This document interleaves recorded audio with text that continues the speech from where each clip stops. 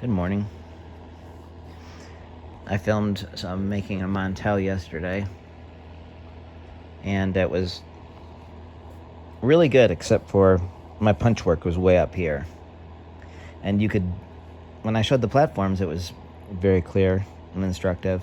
And then when I got away and it was just so annoying, I deleted it. So I had a better idea today. This is what I made. This is a super wide Montell. And it turned out okay. And here's another one I did. Now I have a better idea. I've got 4 rocks that I've selected. It's only about 30, probably I think maybe 34 degrees out there now. So I'm going to do some trimming on those, and I'm going to make them in stages.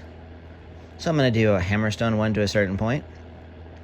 Then I'm going to set it down, and I'm going to show the life cycle of the Montell, except for all the resharpening and the needle tipping and the reworking and all that exhaust stuff, because I only have 4 rocks. If I had 10, then maybe I could do that. So that's a good idea, I think. So let's sit down right now and pick up this. I haven't checked this root beer. Some of this stuff did get crazed by a brush fire. So we'll just get into it, and then I'll just do 4. So if any one of these has an issue, I'll just substitute it with another rock. And the early Hammerstone work can be pretty variable. This is probably not the best Hammerstone because it's kind of big and round. And this rock isn't the best because it's kind of narrow. So there's variation in a Montell though. So as long as I lose a little bit of length and then shorten it up and try to keep the width, I'd be able to make a narrower one. The late stage punch work on these requires so much power that the raw rock is kind of an asset, not a hindrance. I've personally never seen a Montell that was heat treated, or really hardly any of the middle archaic hill country Texas stuff, with a few exceptions, is the raw rock with the right techniques it had strength and it works just fine.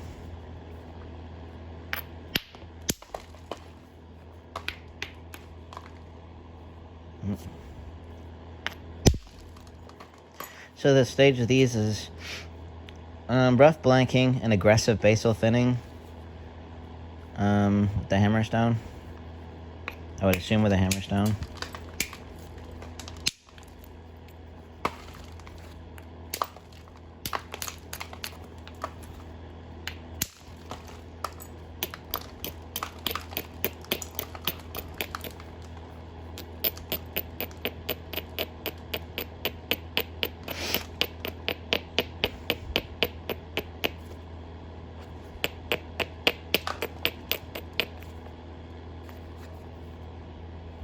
There's a little seam in there.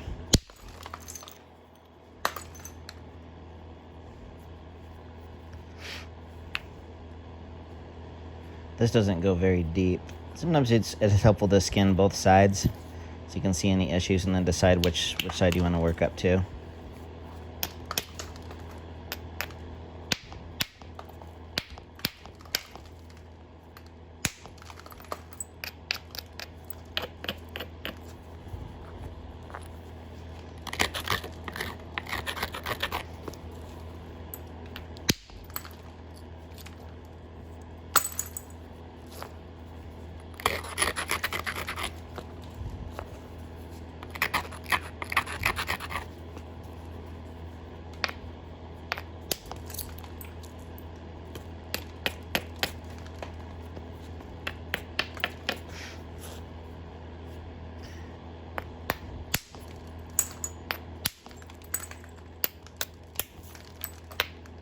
I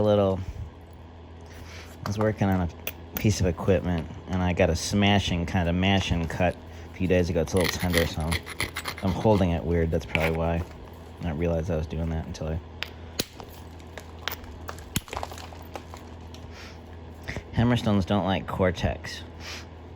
I like to get up into the good flint and grind. But like so often, I'm being a little careless right now because it just doesn't really matter. And this was too steep, so I hit it kind of dead. It's gonna hinge, kind of got a deep flake. but I just kind of hit it kind of a dull. Like here's the one where the angle of the strike, if I were to hit that, with the velocity of which you hit can cause that flake to do a whole lot of different things. So I just hit it with just enough energy to kind of take that flake off. This is actually a really nice rock. Super duper.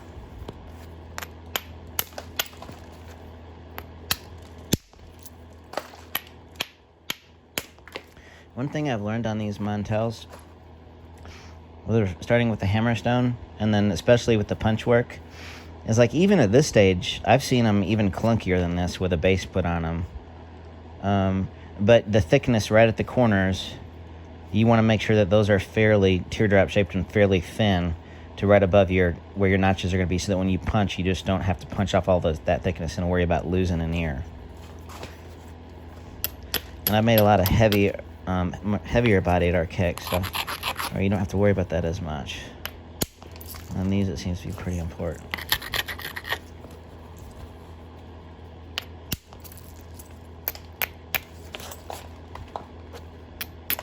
I am an intruder and an interloper into the world of the Montell, which Jason Newman reigns supreme, so. But I can make them a little bit.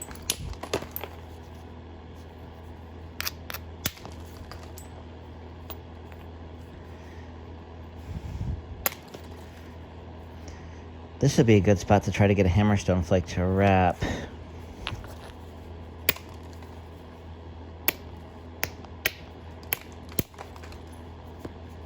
And the angle just right. A little bit more.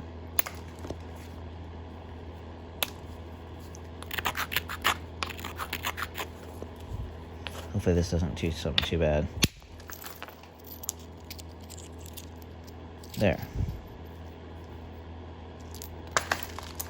We took off a lot of thickness there. That'll be a width saver. We'll be able to make an average size Montell out of this now.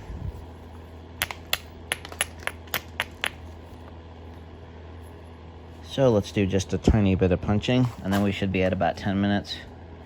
And then, actually, should I leave this? Yeah, no, let's take the first stage to, the right before the notching, or maybe even I'll notch this first one and then just leave it, and then we'll lay them all out when we're done and we'll look at it.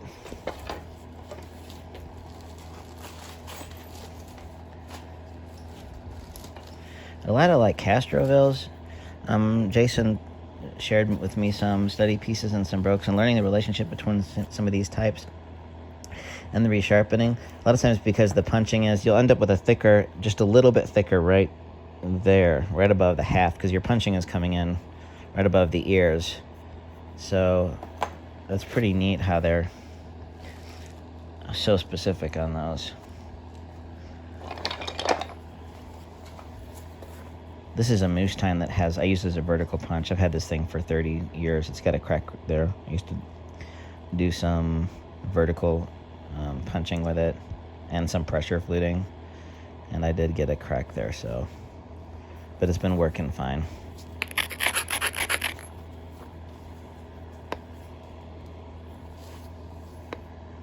Okay, now I have to make sure that I'm in frame. I think it's good.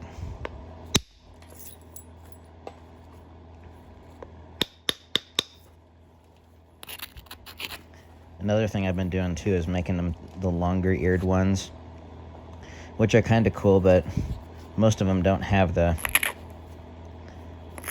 shoulders going all the way down to the base. So this one I'm going to just, because of this rock and thinness, I'm going to use some of this width here to do some punching up there. We can probably get in here and even kind of go up this square edge up here. It's not going to go past that area, but it ought to thin just off the corner.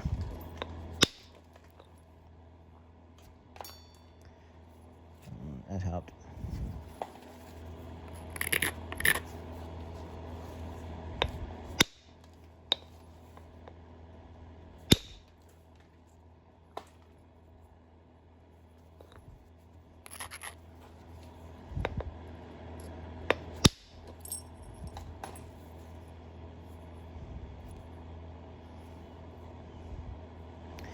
need just a little bit of width here. Hopefully you guys can see this. These trimming flakes, I just back off on my angle and support with my finger a little bit.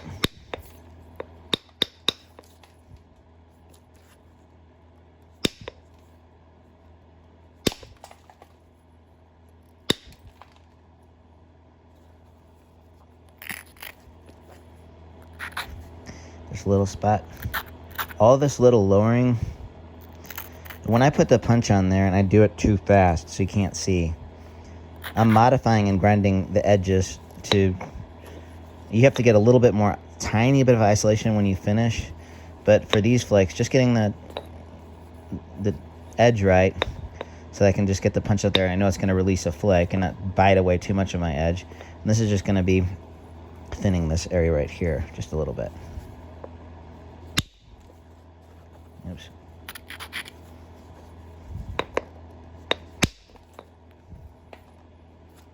Alright. These lighter areas tend to be a little bit harder.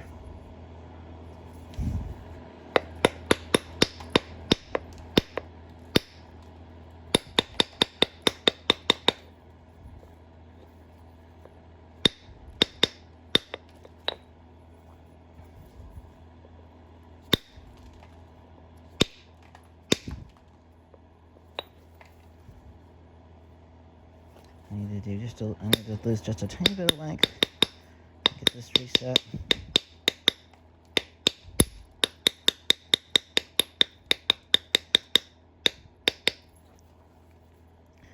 Now let's get a little flake from here, one from here, and then get a little one up the bottom. And then this stage should be right. Here's where it's a spurred corner and it's soft cortex, but I ought to be able to run that flake. But also, if this is jamming into my palm, then this flake is going to go out to where the support is and expand. So it's a little tricky area to hold. I just sort of don't jam it in too much. And get the spot for the punch. Overground that a little bit.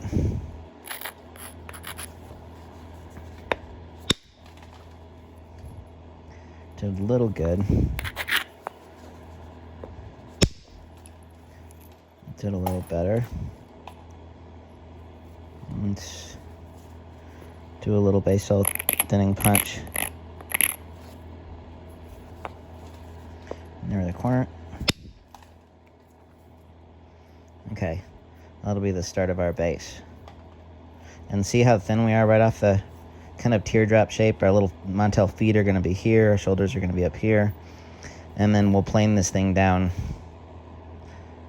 with the punch. Maybe a couple more Hammerstone flakes. So let's call this first stage. And I don't... Eric Callahan described the stages of bifacial flint knapping.